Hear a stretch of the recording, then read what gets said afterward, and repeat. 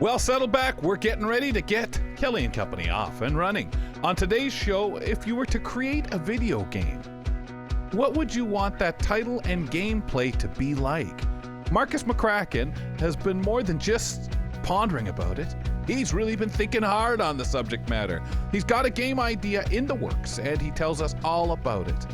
And flavor over fuss. Chef Mary Mammoliti is dishing up easy, feel-good bites that makes spoiling mom this Mother's Day a wonderful breeze. Now, my mother was quite the believer in spoiling mom every day.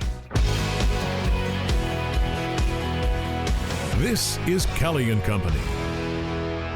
I'm Kelly MacDonald, and remember to check out our podcast from your platform of choice. Give us a rating and review. Also subscribe to our YouTube page to enjoy all the content. Nisreen Abdul-Majid joining us on the program. And Nisreen, as we settle into the Thursday edition, before the show, we were discussing Mother's Day, and your mom has a couple of celebrations, but mostly the fact here is, and we can't give anything away in case she's checking out the program, but yes. You guys have got to be kind. Think of her for Sunday. But next week, is it her birthday? Yeah, it's her birthday. And then a couple of weeks after that, it's Eid. So she's getting 3 gifts. And she's very clear about, she loves gifts. So she's like, I want 3 big ones. Don't get me one combined all together. So yeah, there's a lot to think about here. Money's going to be flying out the wallet. Well, hold on. Did you guys used to try to pull well, Mom, we're going to get you something big for Mother's Day and your birthday? Yeah, we used to do that. We used to combine all of these events because they're all around the same time into one day. And she's been very clear. She's like, she's done with that. She wants 3 separate gifts, and they better be good. Well, you did say for yourself that you're very clear. You think that you're readable. So your siblings, anyone in the family knows what you would want when any given birthday or celebratory day where you're entitled to a gift, Christmas or what have you. And do you think do you get that from mom? Does she feel, well, you would know what I need or want? Yeah, exactly. My dad is the opposite. He will not tell us what he wants. It's so hard shopping for men, I think, because I don't want to go basic and get, one of those 3 basic gifts that we always get, whether it's a cologne, a belt, or a wallet, and repeat. But but for women, I feel like it's so easy to shop for women because we just love everything. And I mean, I speak for myself and my mom, at least. I love, all the extra stuff So it's I feel like we're pretty clear on what we want. So that makes it easier. So I'm going to bring Christine Malec in on this, as well as I'd like to know if Mark Aflalo can join us for my next question. Chris, welcome to the show. Mark, if you're able to be. Hi. There you go. Guys, my question before we get into the segment is simply, are guys under the gun? And I used to feel this way with my father, that it's almost like it's uncool. It's not that I expect you to know what I want, but I'm not the one to worry about here. Your mom, the other kids in the house, don't worry, dad's okay. It's almost, whether it's an unspoken word or law, almost like the law of males, that we're supposed to say, man, I'm cool about that. I don't need anything, Mark. Oh, that's a really good question, Kel. I don't know, my camera's not working, but Christine, what do you think? Well, yeah. He needs a camera. I feel like men, I don't know if it's a pressure, but I don't know. I think men are a bit more chill and about, getting gifts and because I think, Niz, I think you're kind of right. Like and I'm trying to, of course, I'm getting defensive and trying to figure out why that is. And, I honestly do think this. Women do a lot more work, particularly around the house, and feminism has come a long way, but we all know that in the house, who's gonna Like, you can tell your partner or your dad or your son or your brother, okay, it's time to do this, it's time to do that. Can you do that? And they may be good at doing it, but they're not that much on the initiative, right? So I think that Yeah. women are generally, we just do more, we give more, and so we deserve more. And I We think want more. men kind of tacitly we want. Yeah. I love it. I'm like, we deserve more, and you're just like, glad. no, I just want it. Yeah, that's Yeah, great. I'm Yeah, glad Nisreen exactly. didn't say I Mothers do demand deserve more. I do. Well, yeah,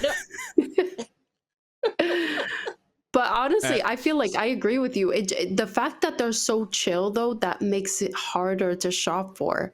Mark, what do you think? I definitely think it's hard to shop for either my mom or my wife. I never know what to get. This year is a little bit different, but I know for us guys though, we're not easy to shop for either because we tend to get what we want when we want it. Yep. Yeah. there's that. Guys do. Guys just go and they break the wallet or the bank and get in there and just do. But it's always that way to stand there and cool. No, don't worry about me. I don't need anything. Sure, Marta. Sure, you're saying that. Thanks, guys. Very interesting. Appreciate the conversation there on that one as we get ready for Mother's Day and Nisreen gets ready for Mother's birthday and so on. How can you, as a blind person, understand that? How can you, as a blind person, understand dance and appreciate it as well? Experiments around this question are being conducted in Toronto right now. Christine Malec here participated in a unique collaboration recently, and she's here with the highlights of her experience. So, Chris, what was this experience that you went through? It was amazing. It was a project conducted by a dance company called the Moon Horse Dance Company, and they are a dance company that's focused on dancers 45 and older, which is another essay, in itself. And they got a grant from the Metcalf Foundation, and what they did was they got together groups of people. So there were 4 blind and low vision people. There were 4 writers and 4 choreographers. And what happened was we each got the chance to be in 2 different groups. So I, as a visually impaired person, got teamed up with 2 sets of people at different times. So 2 different choreographers and 2 different writers. And the goal was for each group of 3 to work with a piece of choreography that the dancer came with, a piece of their own choreography, and try to figure out how to interpret it for a blind observer, let's call. So there has been audio description of dance in the past, for sure. Lots of dance events have been described, and they've typically been described in the I'm wiggling, making air quotes, describe what you see, which is how audio description typically works. But for dance, that's really constricting because what the risk is that you'll end up with sort of like an exercise class, kind of, she moves her arm up, she moves her arm down, she moves her foot forward, without the emotion or the story or the impact. And so the point of the experiment was we spent 5 days working in different collaborations with each other, and to come up with an interpretation of the choreography that engaged and offered access to blind and low vision observers as an entry point to dance. And it was an incredible collaboration. Everyone who participated got something out of it, and it was extraordinary. Yeah. You want to go, Wow. Niz? You got a question? Yeah. How can blind people understand and appreciate dance? Can you tell us more about that?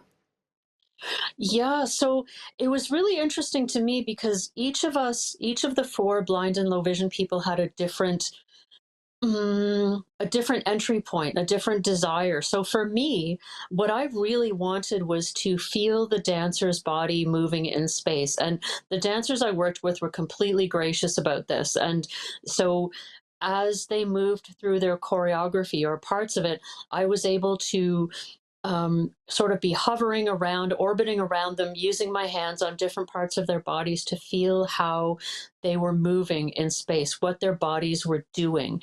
And that, for me, was the most important and impactful element. Others wanted to speak with the choreographer and ask them a lot of questions about their intention. What did you mean by this movement? Why? What's the point of your piece? What's the story? What's the emotion?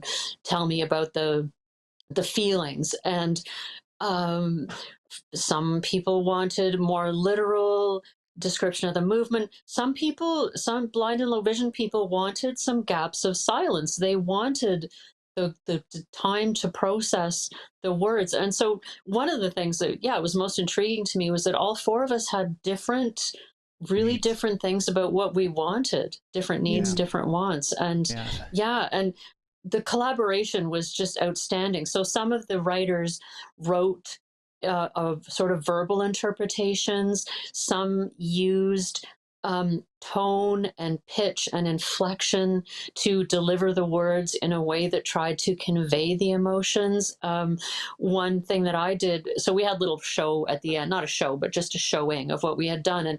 And with one of the choreographers I worked with, we did kind of a contact improv thing, which is a mode where you keep part of your body in contact with the other dancer at all times, and you move your bodies sort of not necessarily as a mirror, but keeping in close contact and moving together through the dance. So there were lots of different ways. And yeah, the most striking was that I just assumed everyone would want what I wanted, but that was completely not the case.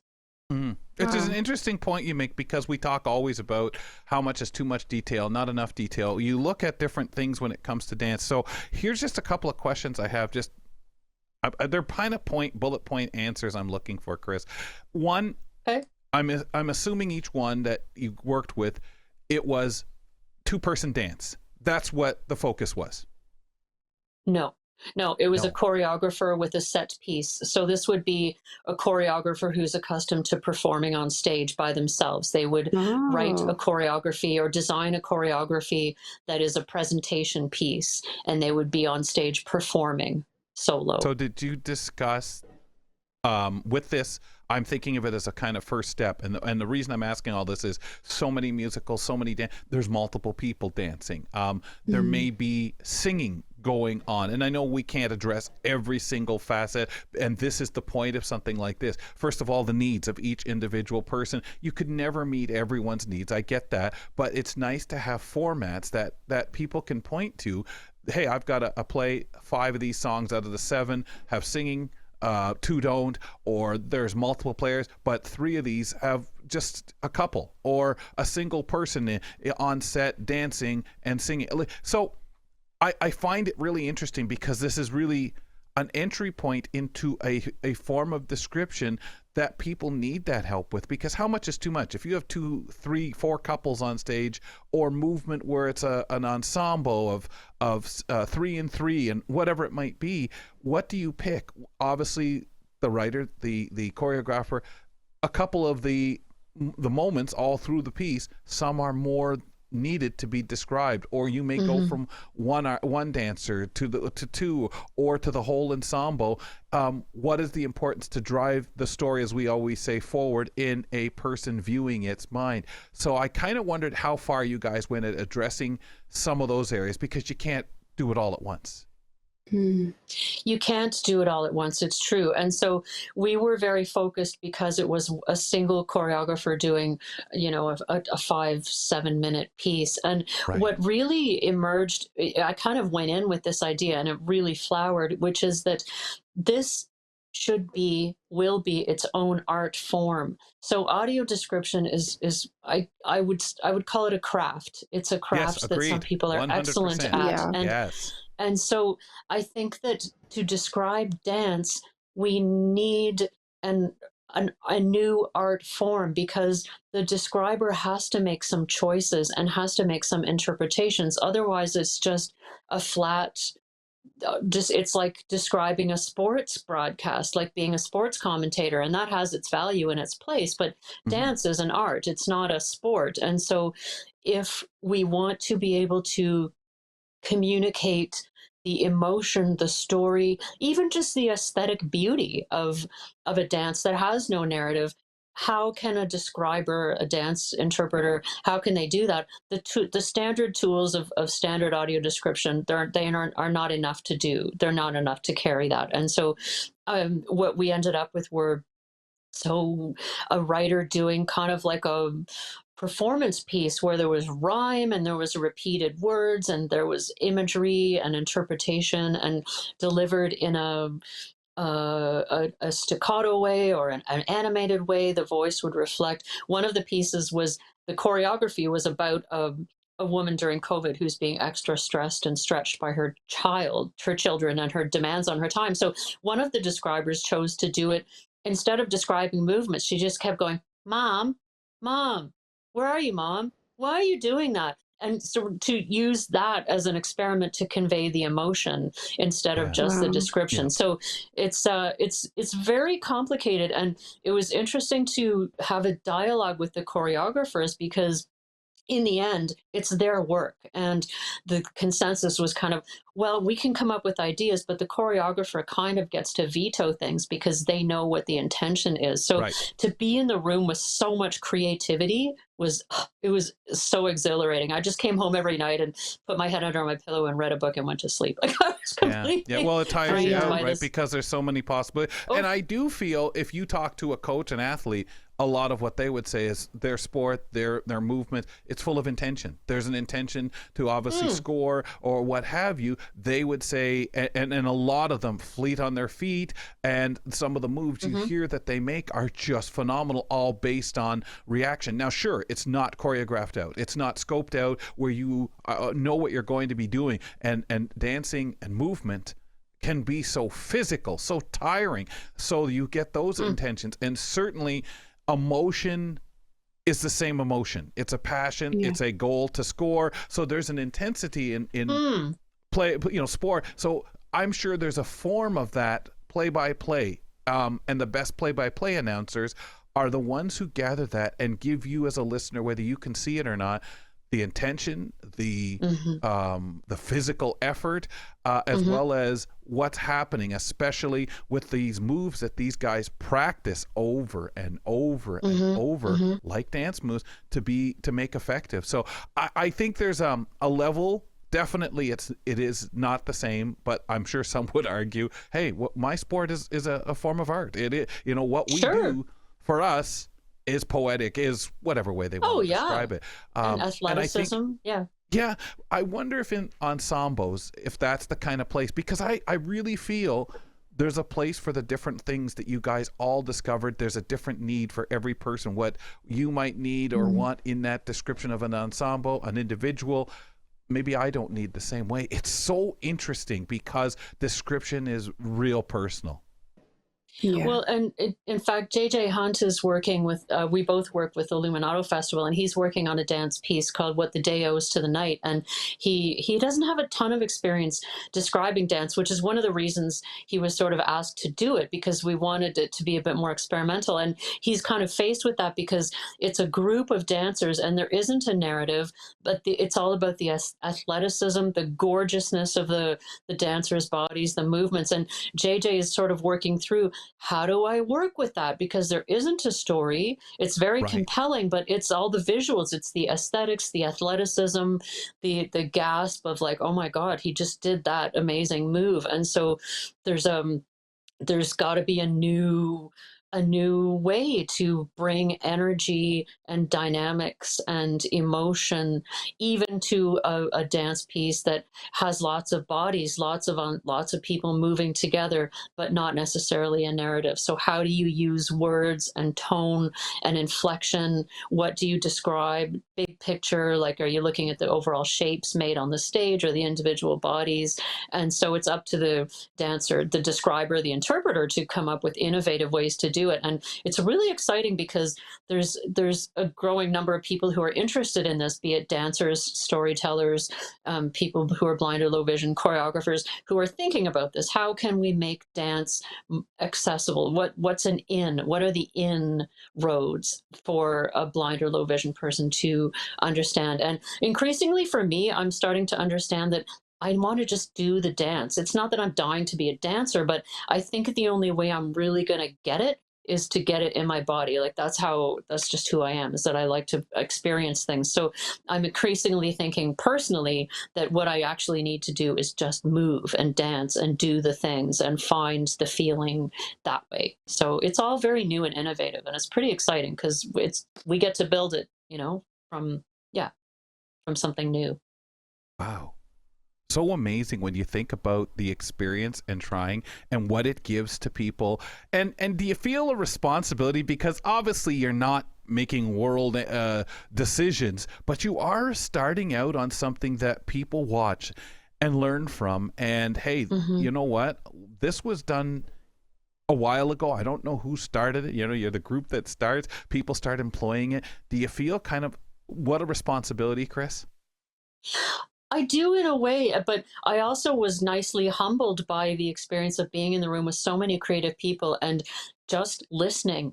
And like, I would say something, and then maybe the choreographer would say, like, I'd come up with this idea that I thought was brilliant, or the describer would, and the choreographer would go, no, that doesn't really work. And so there's a responsibility, but it's humbling too. And what I'm most interested in is helping others in the blind community to understand why we should care. And I'm still honestly working on that one myself. Like, why is this even interesting to me? And so I feel that part too, because I'm doing some of the work, is that I want to figure out how to sell it in a way, because it's something we've just never had access to at all. So why would we care? And so I'm part of my mind is kind of working on that aspect too. How if people come up with this new art form, how do we sell it? How do we make the blind low vision community interested in something that we've never had access to before? So I'm mindful of that as well. I mean, yeah, it is something hard to sell, but it's so beautiful for sure. how creative the interpretation turns into storytelling, like you mentioned. I never really imagined dance that way. So to have that interpretation, to make it a story, to sell it as a play, like that's what I have in my head, and to give that idea to people is just so interesting. So just saying that, that really pulls me forward to hearing that. But are there any other kinds of experiments that are happening? Because you could use that as an experiment for sure. Yeah, good leaping off. Yeah, for sure. So there are groups who are doing. England seems to be a bit more progressive about this, and so there's an organization, and unfortunately the name's escaping me at the moment, but they do a kind of dance description where you get access to several audio tracks. And so one track might be a literal physical description. Another track might be someone's interpretive poem. Another track might be the story. And so you can kind of flip between. And I think that is super interesting. And there's a blind ballet dancer in New York, Krishna, who she's actually offering description workshops to help describers learn how to describe dance better. So there's definitely movement, going on, metaphorical movement going on in the field about how to make this better. But for me, like, my primary thing is that I'm a storyteller. And so for me, the interest is, how do you tell the same story in a different medium? So if I've got a story that I've created, it's all words, how could I tell that story with movement? And so it kind of borders on mime in a certain sense, but mime is very literal and gestural, and dance is expressive. So my long-term goal is to work with a choreographer, a dancer, and take a story that I've written in words and try to communicate it in movement instead of words. So super interesting to experiment, to try. Clown is kind of like that too, isn't it? At times, because there's so many aspects of clown that are so expression. There's so much expression, and the magic, sleight of hand, and all the things that people do. That there are those different facets we get left out of. I think for me, the interest to get low vision or blind people interested is the fact that what used to be a forbidden fruit, watching dance, knowing what's going on, becomes more inclusive. And I think for those who are interested, especially if you're a fan of Grease and Tell Me More is playing. Tell me what's going on.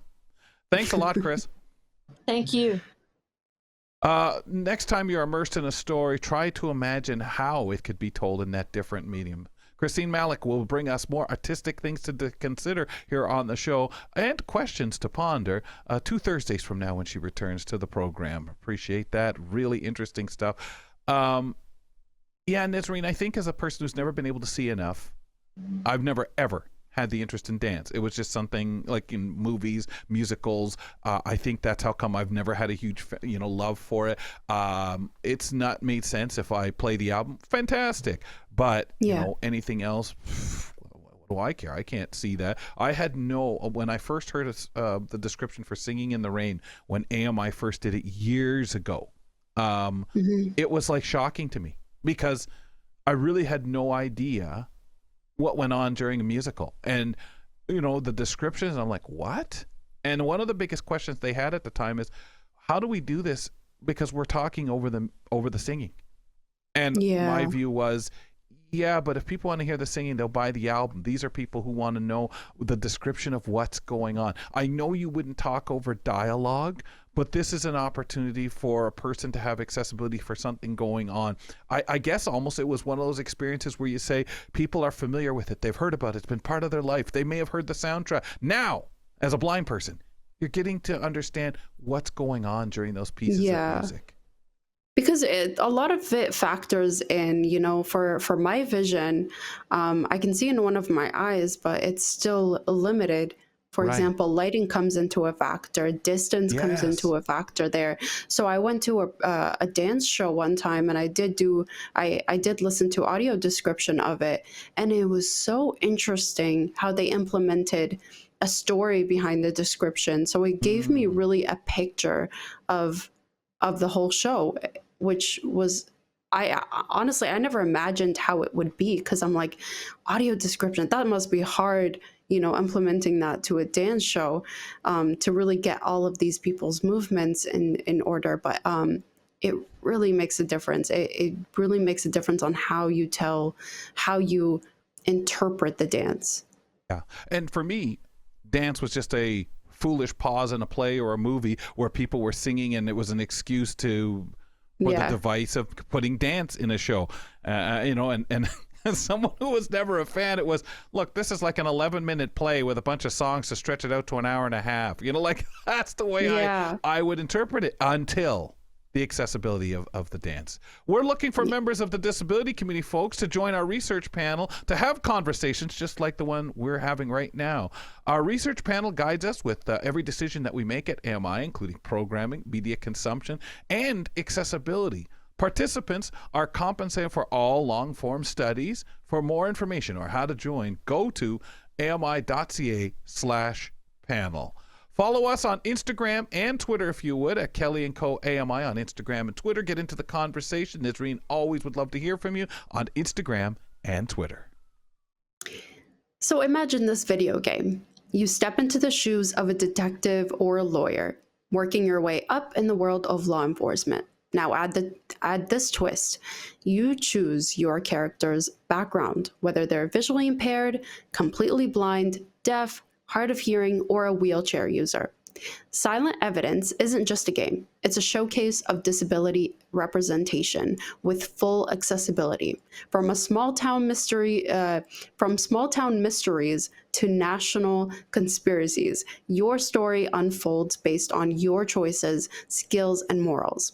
Interested in this game? Well, it's just a pitch in progress by blind gamer Markus McCracken, and here he is to tell us more about it. Markus, this sounds epic. It sounds incredible. It sounds unique.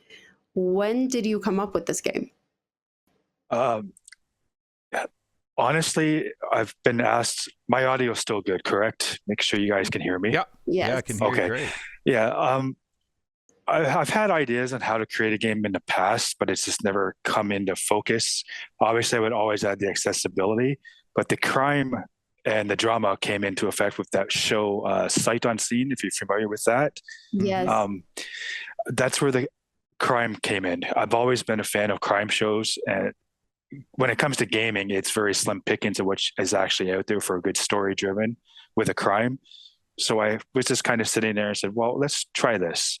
So I came up with a few ideas, and well, that's really the pitch of it right now. I'm hoping Wow. to have some more time to get into it.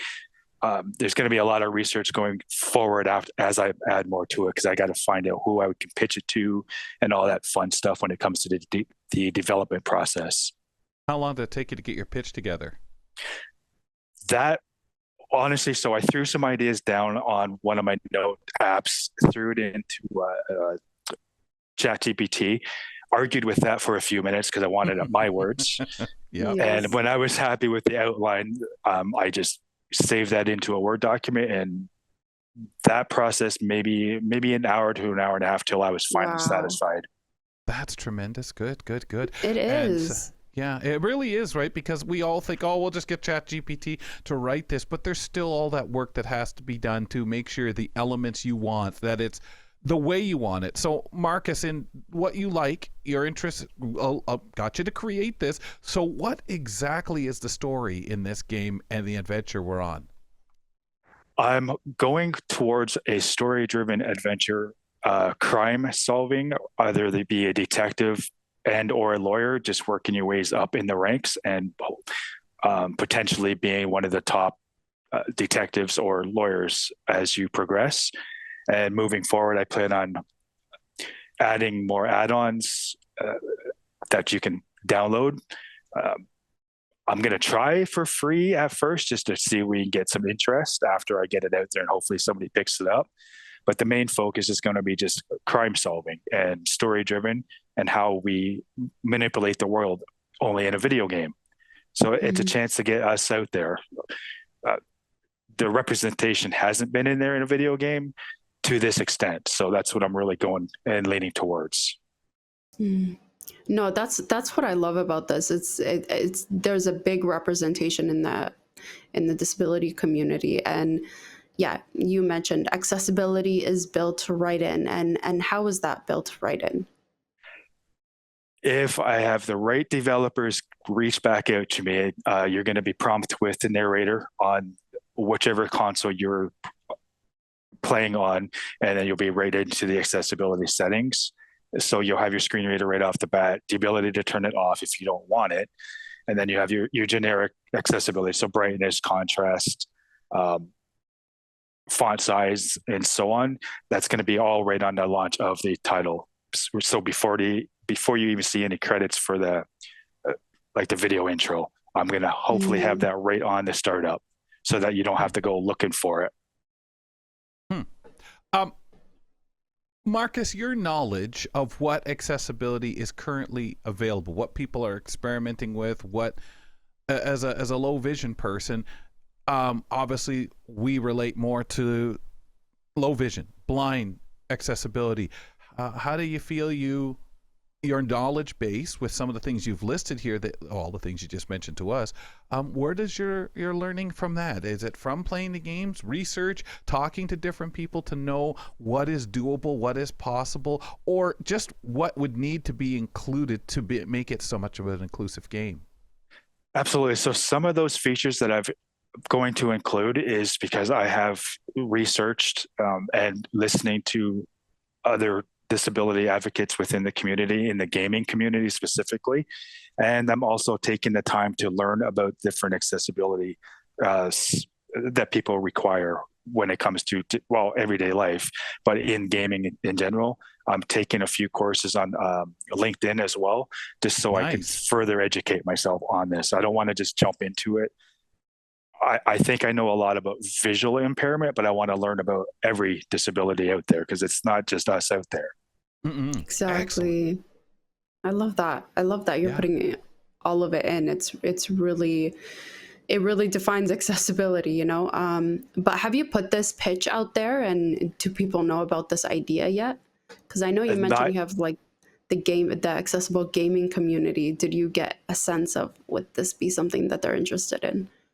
Actually, AMI is the first to hear about it. I'm trying to be careful with it because I don't want to put it out there and then have somebody else pick it up. So I want to be able to have, I want to have time to work on it. I was reading your stuff and I was like, oh, I was almost like, gosh, I don't want to share this. Oh, we're doing a national show. Okay. Yeah. Yeah, I'm being very careful because I want to be able to put more into it and then do the research on who I can pitch it to and then reach out to the proper contacts. Great Okay. point. But we do feel special that we're getting the first, Yeah. you know, Um, yeah.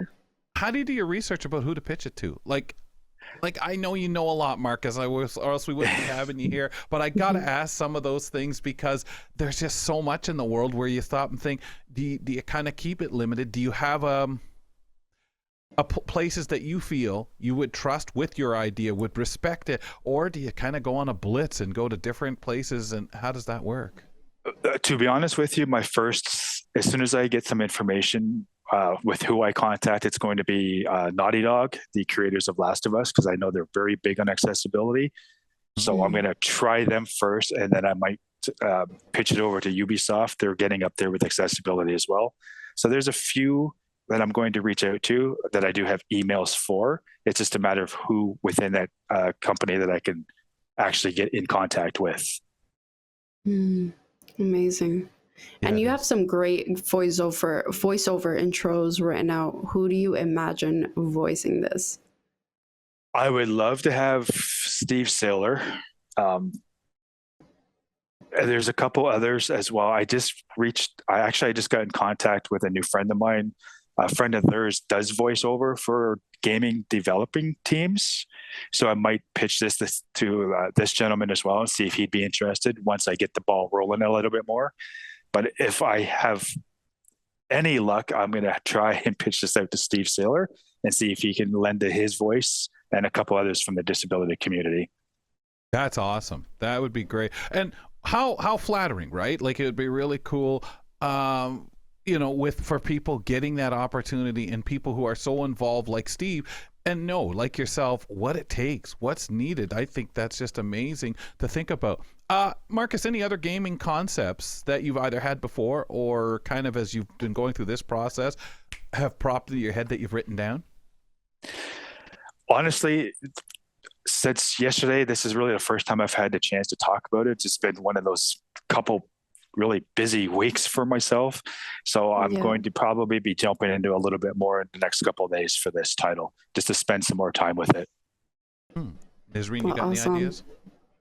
I think just putting it out there, honestly, this is going to be a very exciting time for you. It's busy, but it's exciting because you have all of these ideas and you're brainstorming and you're throwing things together. You have a vision, and I think that's going to be incredible to put together. I'm really excited to hear more about this. But do you have any, future expansions that you're thinking of, maybe?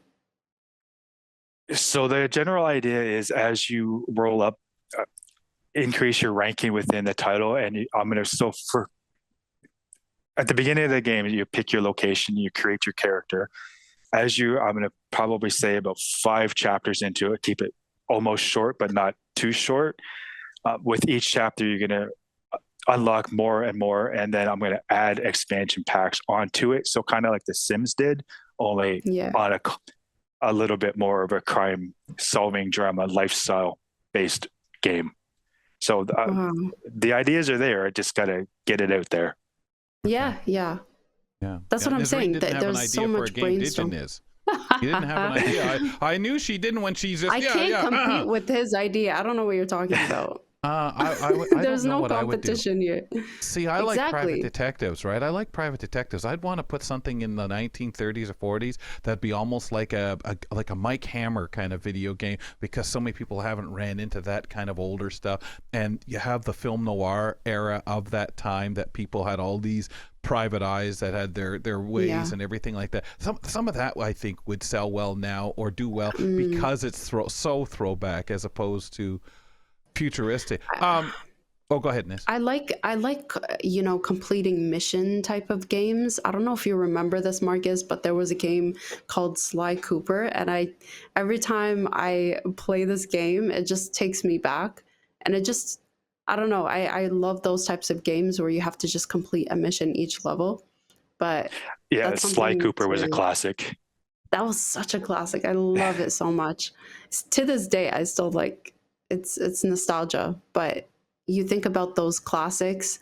I think they had more of an interest back in the day than the games nowadays. I don't know. But yeah, there's quite a few open world games, but they throw in way too many side missions, and it just takes away from the main story of the game, and it kind of gets a little bit too much. You lose your momentum. I do agree with you. Yeah.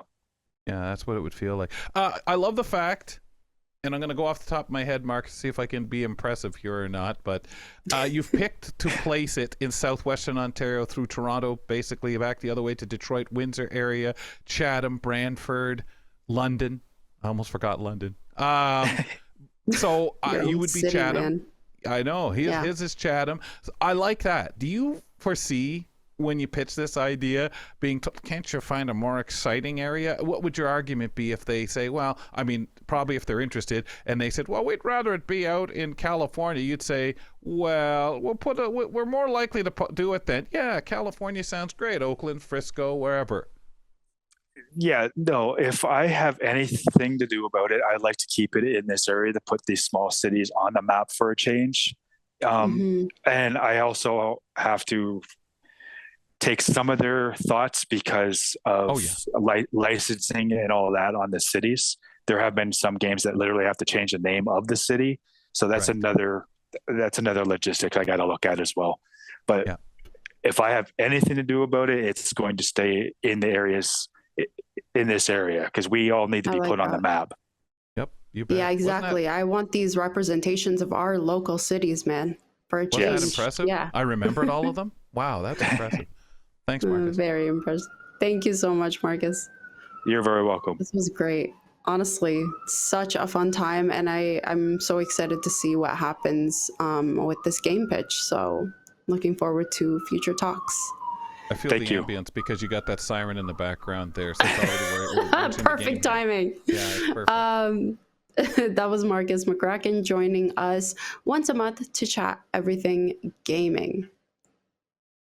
Yeah, I just love that he came to us with this, and I understand, there's only so much you can say, only so much concept, but it's so empowering. And when he talks about doing research here, using ChatGPT, using whatever resources, and to think it out, it's what we need to push this forward, because gaming is such a frontier that so many want to be on and a part of and included in, and that accessibility-ness. Yeah, and I don't think there's a lot of people implementing these ideas of making all things inclusive, right? So it's especially in the gaming industry. I mean, you barely see that, and if you do, it's like very limited. So I think it's incredible. I loved his pitch. Right when I read his pitch, I was like, wow, I would definitely want a game like right now and try this out. Process. Pitching it and seeing what buy-in he gets. I think that in itself is exciting, but it could be heartbreaking, because if you love your idea, as you have to, because it's your idea and it's your concept and you've put the effort and time into it, you hope you don't, by the time it's either accepted, it's so different, or just thumbs down, sorry, not interested.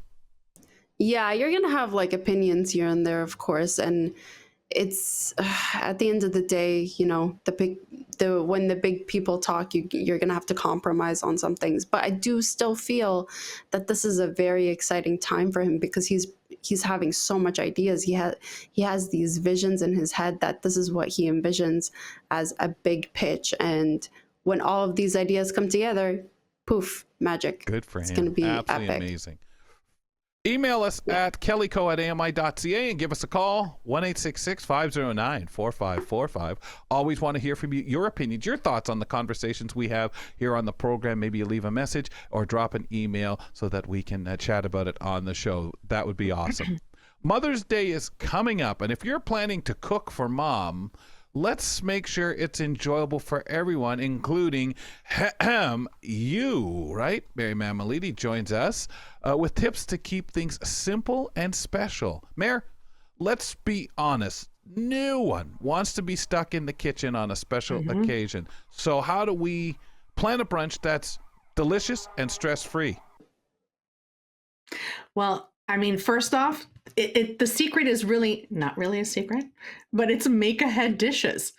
I mean, that's where it's all at. It's make things ahead. Think something like, overnight French toast. This one's a great one because it's got layers of bread and it's soaked in a cinnamon vanilla custard, which is like a mix of milk and cream. And it's so delicious, so decadent.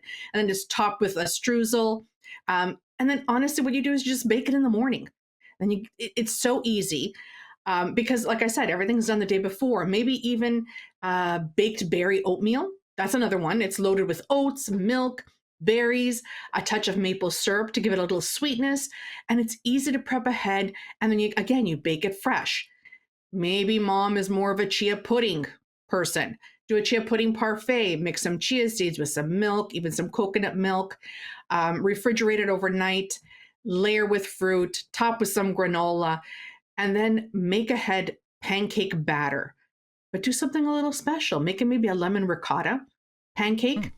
I always try not to say ricotta. I always try to say ricotta because it naturally comes out. We wouldn't even know what you meant. Well, I would. Sorry, I can't speak plural. And it Let's always say that sounds again? like a song title, right? Ricotta. But Yeah, I love all you it. have to do, right? Mix the batter ahead of time. Just griddle them in the morning. And honestly, they're fluffy, they're light, and the lemon makes it that brightness. It's so good. I mean, then if you want to keep it simple, guys, I thought of banana bread or mini banana muffins, right? Standard recipe, just put that together. They even have box mixes now where you can purchase at the grocery store. Mix it up, bake them up the morning of. I like to pop them into the oven at 350 for a couple of minutes, and you get that heat through. So this way you put a little butter on it, it melts, little jam, and just keeps things easy peasy. Wow. Did it take you ages to get on board with chia seeds? In the sense of how much It did for me. Yeah.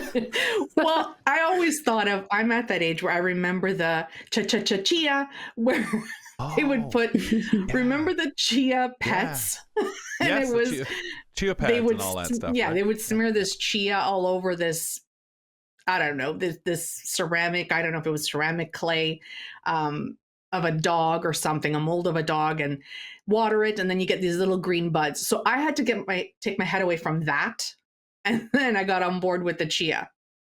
Mm. Can I But just still say that sing the this little came song out in of my head. Yeah. It has a ring to it.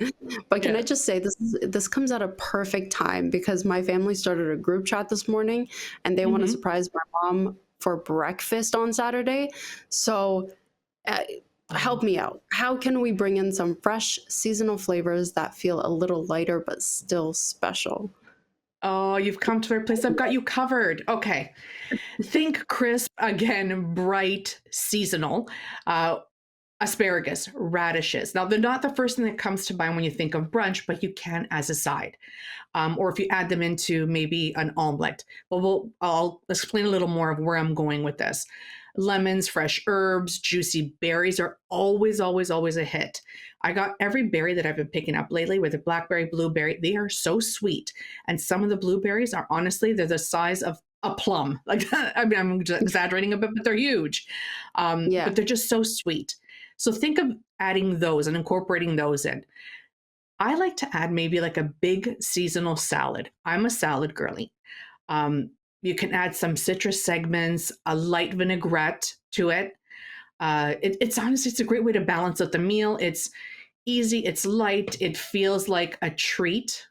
And what's great about the salad is I usually add in radishes, chickpeas for that little bit of protein. Citrus segments, you could do either oranges. I like getting clementines. It makes it easy. You just peel them, take them apart, pop them in. There's so much you can do. And to add that freshness, add some, oh my gosh, spring sugar snaps. Thinking spring pea. Yeah. Sugar that's snaps awesome. to it, which is really delicious. Or even a side. Let's say you want to have some eggs and you want a little savory side with it. Do something different. Saute some asparagus and some peas in a little bit of olive oil, some shallots, some garlic, salt, pepper. That's all you need. Saute them. They're delicious and the perfect side. Nice. I hope that Okay. helps. Oh, it helps Yeah. immensely. But drinks can be fun, but also a lot of work, especially if you're making them all. What do you have in the way of advisement for that? What would you suggest? Set up a pitcher cocktail. or a mocktail. So depending on the time of Yes. day, right? Just set up that Yes. pitcher. It's so much easier. Think of if you want alcohol, like a sparkling rosé sangria with some berries is always nice. Here's that citrus again. I'm thinking citrusy mint iced tea, which is really nice. It's also a really refreshing option. Just sit out some glasses, put the pitcher out. Guests will help themselves. Your family will help themselves. And it keeps things low maintenance. And it lets you stay present instead of shaking up cocktails all day. No one wants to be the bartender all day. Yeah. But you know what I love? Okay, so I love whenever I host, I make mocktails, and it's so easy. Frozen fruits at the bottom with ice, and then add a half of the pitcher of Sprite, or I would say Sprite, and then the rest of it is strawberry lemonade, and you could add like a lemon on top of the glass to make it like presentable. It's so convenient. Everybody loves it. Yeah, delicious. it is. And with those frozen berries, if you mash them up a little bit, I would imagine you'd Now feel I'm that thirsty. freshness. You'd feel the freshness with it, right? Yeah. and that's the goal, is So- to get that refreshing kind of freshness to it. That's it.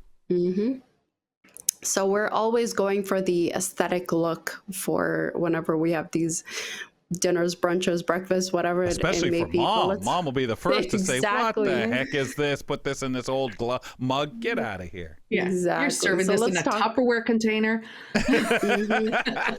If it was my brother, he would, trust. But let's talk presentation. How can we keep it relaxed but still make it feel special and unique? Well, you both know me, and you know I love family style. So think shareable. Shareable dishes, they're not formal. So anything that can go on a board or a platter, that's my go-to. Right? Because there's a few reasons why. So hear me out. Brunch boards, they're with cheeses, salmon, a little smoked salmon on there, pastries, scones, fruits, spreads. They're easy to assemble. They're always pretty. But honestly, for someone like me, and all of us can relate a little bit, I don't like when I have to go buffet style, because that means I have to maneuver around things. If the plate's on the table in front of me, I'm good, because I don't have to walk around with the plate trying to maneuver around people, carry my plate. So I enjoy all of that being on the table in front of me, and it encourages people to eat more, to be honest with you, because it's in front of you. So they graze. True. And they keep on going, and you're left with a lot less leftovers. And honestly, like I said, they're just easy to assemble, right? They also great conversation pieces, right? Because people are sitting there, you're talking, you're not leaving the table for any reason. Nope. So Everybody's conversation together. keeps going. Yeah. Yeah. It also kind of keeps people in mind of how much they're going to take, right? Because you're sitting there with the other people, you got to share and be sharesies, not like going up and just keep filling up your plate. We've got it with it being Mother's Day too, Mayor. Yeah. We can't forget the little ones. Any tips on how to get the kids involved? Oh, yeah. Oh, absolutely. Okay, definitely. Give them simple tasks like washing some berries, stirring some batter, or even arranging flowers. That could be fun for them. You can even set up a mini decorating station. This is where I would be, right? I would be at this little decorating station with maybe some cookies, some cupcakes. It makes it more fun. It helps them get involved, and they can organize the sprinkles how they want, whatever they choose. So it's their area, and they manage that area. Honestly, and it's all about making memories. And to me, that makes great memories is when the kids get involved, right? And then I have to add, if you don't feel like hosting, because some people, or mom prefers to go out, right? I know I'm giving all these options to cook at home, to make at home, make ahead options. Yeah. But maybe they want to go out for dinner or for lunch or a brunch. One thing I want you to keep in mind, I don't have a list readily available, but I want you to keep one thing in mind is, remember, choose a restaurant, a brunch spot that is something mom would like. Not you, mom. Nice. Because we Exactly.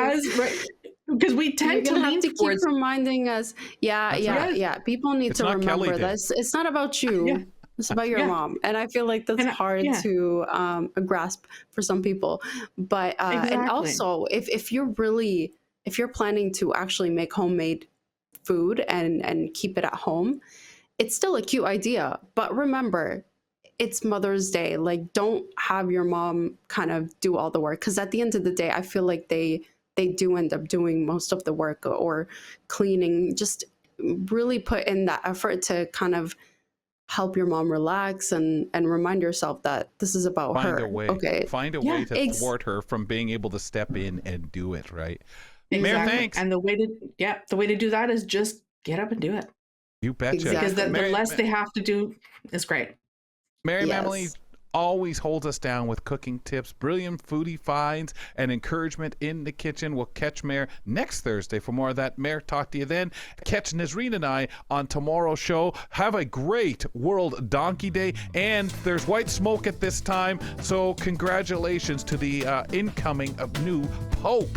We'll have lots to talk about on our next program, such as Make Your Statement and Face Your Fears, as Michael Fair reviews an award-winning podcast called The Magnus Archives. We'll have Alex Smythe visiting us. He's got lots to talk about in the parasport world with us. We'll do that on the Friday edition of Kelly and Company. Thanks for tuning in to Kelly and Company. Follow us on all social media, and don't forget to like and subscribe to the channel for more.